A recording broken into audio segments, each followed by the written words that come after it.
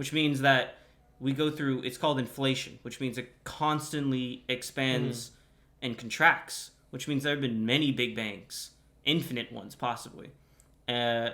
Or if multiverse theory is true, universes are just coming into and out of existence virtually every second for all time. Okay, Prager, you want to speed this up? Yep. Okay, speed this son of a bitch up. Alright, so here we have What's Wrong with Atheism from Prager U. Oh yeah, Science tell me of what's God. wrong with my philosophy. Let's have it at 1.25 speed.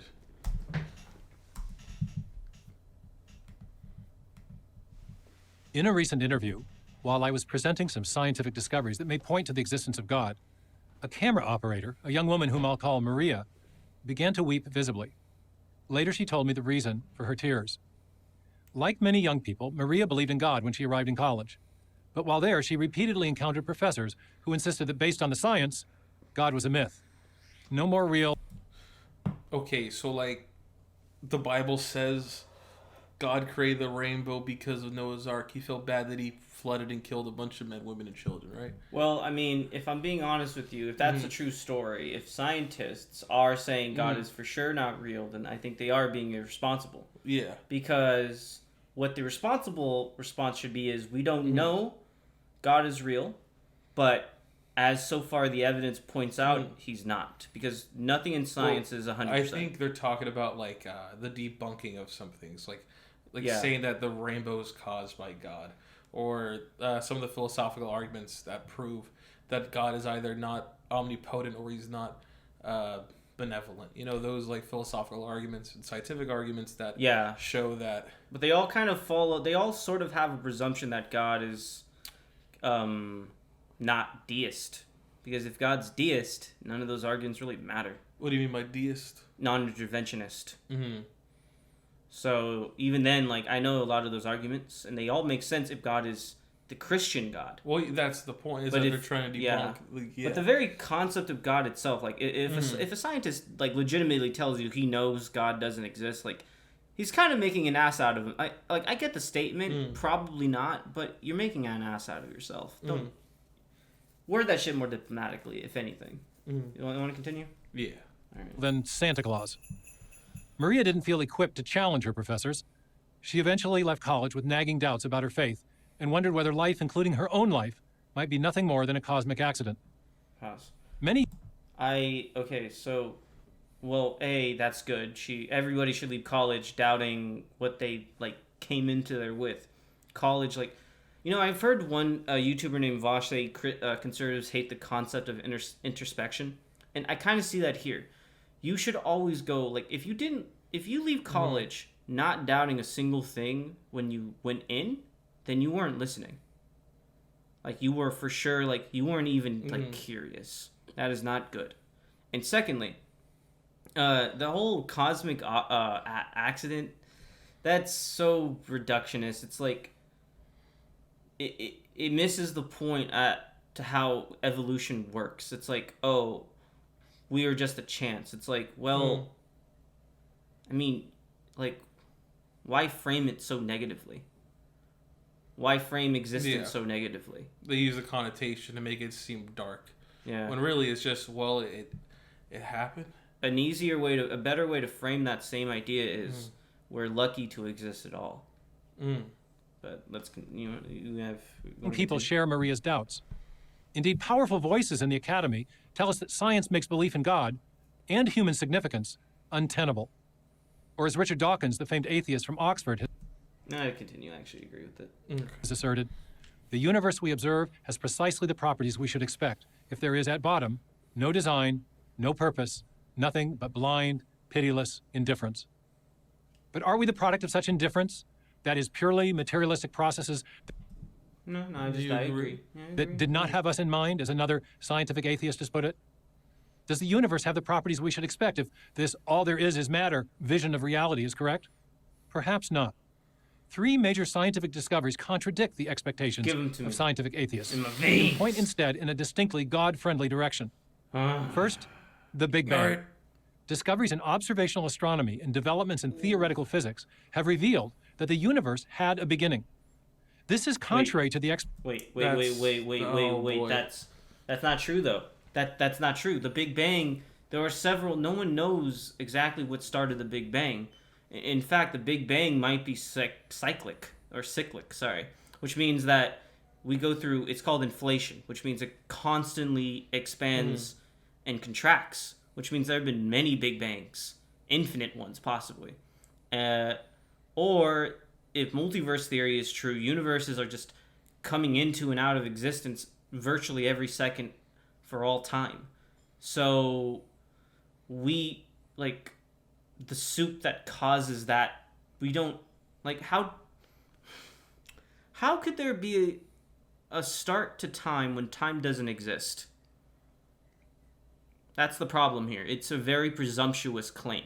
It's assuming time even existed before the Big Bang. But time and space are connected to the same thing. There are traits of the same concept, which means that before the Big Bang, there might not even been time. So this is sort of a backwards question. It's presumptuous. I agree. There's nothing really much I can add on from there, but let's go on. This is actually the one subject I have some power in, which makes me feel good. But we're also so late to the subject. Of course. But it's nice. expectation of Yeah. scientific materialists who long portrayed the universe as eternal and self-existent, and therefore in no need of an external creator. This evidence for a beginning has instead confirmed the expectation of theists. Nobel laureate Arno Penzias helped make a key discovery establishing a cosmic beginning. He later observed, "The best data we have are exactly what I would have predicted, had I nothing to go on but the first 5 books of Moses and the Bible as a whole." And he's not alone. What? What prediction? What prediction? Like, Prager U always does this, where it's like, they were right. They predicted. But, like, what? What did you predict? Like, they were, like I remember a long time ago, a common argument that these people would make is, the Bible predicted plagues. The Bible predicted war. It's like, motherfucker, before the book was written, before Jesus walked the earth, humans have been dying in wars and to plagues forever. Civilizations existed for at least 12,000 years, if not longer. The Bible was written 3,000 years ago. We were doing it for 10,000 years. The Bible was catching up. Fucking stupid, man. All right, let's go on. Cosmological evidence has led other prominent scientists, including former MIT physicist Gerald Schroeder and the great Caltech astronomer Alan Sandage, to affirm a transcendent creator beyond space and time as the best explanation for the origin of our finite universe.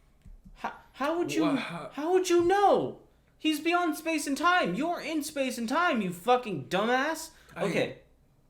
Sorry, you go. I'm gonna It's just, well, this proves that there must have been somebody outside of our realm that built it. But then you get to the infinite regression problem, where it's like, well, somebody built our world, that being God. Who built God? It's like you get to the problem of, if there's a creator, who's the creator of the creator? And that's something they can't answer. Fuck infinite regression. You know, there's a better argument. You are testing something that cannot be tested. You're basically saying he's beyond space and time. I can't touch him. I can't see him. I can't feel him. But that also means that we can't prove it he exists. And in your benefit, we can't disprove him. But that means that an immaterial thing can't be tested. It's like, if I told you I have a best friend who is always with me, but you can't see him, touch him, or measure his existence, but he's there. I know he's there. How are you going to prove me wrong? How can you test that kind of claim? Besides testing whether or not I'm fucking crazy. You can't, right? You gotta test if I'm crazy, and that's about it. And if I'm not crazy, then I'm just fucking with you. Ready to go on? Yeah. Second, fine-tuning. We live in what Australian physicist Luke Barnes calls an extremely fortunate universe, where fundamental laws and physical parameters have somehow been fine-tuned with just the right strengths and values to make life possible. The incredible odds against this happening by chance has led even agnostic and atheistic physicists to marvel. As British physicist Paul Davies has exclaimed, Well, I mean, when you have so much time and space. Well, so there are two explanations for the fine-tuning argument. This is a very old one as well. The argument one is very simple. Multiverse theory. We're just a permutation, which means that there are universes where we don't exist. When you put enough possibilities on the board, everything happens at least once. Infinite time, infinite space, infinite possibility. Everything happens at one time, at least logically speaking. Or, secondly, and this one is the one I personally subscribe to because it's the one we can test. It's, again, presumptuous. It's like imagine if you're a puddle. You're the water, specifically, in the puddle. The puddle, the ground you're in didn't form around you. You formed around it. The universe didn't form to meet our needs. We met to survive. We formed to survive in the harshness of the universe. You can tell this because our planet's own evolution, in a weird way, matches our own. Like, right now, our planet mostly produces oxygen and it takes in carbon and spits out oxygen. And it kind of makes sense. It's a waste product. Oxygen is a waste product, and yet all the life on Earth basically uses that waste product. I mean, we adapted to fit the circumstance. So the concept that there's a fine-tuning doesn't really make sense. And the argument could go, oh, but there are universes that have, no matter or no light. Then if you're already presuming multiverse theory, then the natural assumption is we're just one of the natural possibilities. That's why, even in your own conclusion, it doesn't make sense for you to walk away with the fine-tuning assumption. We're just an accident. You could say that. Or you could just say, we are going to happen no matter what, which I think is a better way to look at it. In an infinite possible universe, everything happens once. That's the main point. I mean, with billions of galaxies, you think it would happen eventually. Yeah, I mean, even in our own universe, if there's only one universe, then, yeah, if it had infinite time, then it has to, at some point, make all these things occur. Because, why can't it? It's functionally infinite. It's going to have infinite time to run the possibility. We're getting way too existential. Holy shit. Yep. But Prager U did this to us. Yep. The impression of design is overwhelming. Atheist physicist George Greenstein expresses similar cognitive dissonance. The thought insistently arises that some supernatural agency must be involved. Third, the complexity of life. Molecular biology has revealed the presence in living cells of an exquisite world of informational nanotechnology. Digital code in DNA and RNA, tiny, intricately constructed molecular machines, a complex information storage, transmission, and processing system that resembles but vastly exceeds our most advanced digital high technology. Not what anyone would expect to see as the result of blind, materialistic processes. Okay, pause it real quick. So here's the problem with that assumption on its own. It assumes that complex things don't occur naturally, which is not true. Natural things occur and they become very complex. I mean, that, if we're assuming this is correct, that only complex biology can only come about from a watchmaker, which is what this argument comes from. It's the watchmaker design or intelligent designer argument. Again, it's part of fine-tuning. Then how can the formation of galaxies and planets happen? How can complex biospheres happen in the absence of a creator? We already know how these things happen. We have processes for these. But if you ask a Christian, they don't have an answer. It's just God done did it. And that's the problem, is that we know complexity can occur without intelligent thought occurring. A good example of this would be, let me think. I think they called it, I forget the name of it. It was the game of life, I've heard it commonly called, where you add, you get, shapes, and you can form bigger shapes with them. Think like a square. Like a pixel on a TV. That pixel on its own is very simplistic, but over time it can form very complex structures, images on a screen. And granted, that had a maker. TVs had a maker. But what didn't have the maker was galaxies, star systems, chemical bonds. I mean, we know that crystals form in caves naturally. So, and the bonds within those, and if you're going to argue that, and again, Saul mentioned it earlier, infinite regression. If if something is so complex by its very nature that it needs a designer, then the thing that made it had to be more complex. Or at least just as complex. But their thoughts end with God. They just think, well, there was a God and he created everything. They don't want to take it a step further and analyze, well, what made God? And it's very frustrating to hear them just say, well, it all ends with God. God was the end. That's where it all started. Well, why not just say the universe was the thing that started? Like, it just started with the universe. If you want to just say that God is just there, always has been there, well, why not just give that property to the universe? Why do you have to make up like a father figure because you need it? Like, I don't see why. The best explanation I have for this, and it's a part of a larger feeling, but I'll save it until after the end of the Prager U videos. Because it's more of a criticism skeptic community in general. But if you look at the history of astronomy, if you look at stellar evolution, we went from stars basically floating in the void that lasted for a few 100 million years, exploding, to galaxies that last for billions upon billions of years, made up of millions of stars, hundreds of millions of stars. So, like, that is a jump in complexity. Like, if you look at the universe on the whole, it looks like the nerves inside a human brain. Like, that complexity, like, that comparison's often made. So, the idea that complexity can't arise through, like, natural forces is ridiculous. Natural forces do their best to achieve symmetry. We don't, like, because they're usually the most stable. That's why. You don't need God to make that jump. A symmetrical configuration in nature, whether that be atomic, whether that be molecular, or whether that be biological. Nature tends to like stability, so it tends to like symmetry. I mean, like, that's a very easy logical jump you can make. It doesn't. That can be done with a dumb, unintelligent universe. Mm-hmm.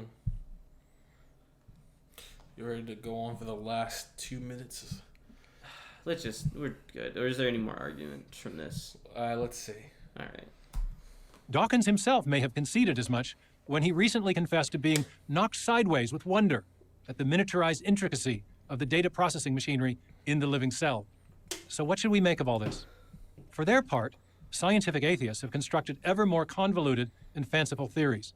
They posit alien designers to account for the code of life, multiple parallel universes to try to explain... Hold on. You in your own video brought up the concept of fine-tuning, which implies multiple universes, you dick. You implied it in your own theory. And yeah, sometimes the world is more complicated than we want it to be. It fucking sucks. Life's complicated. But guess what? Understanding complexity gives us this very exquisite technological world that we live in. Like stem cells?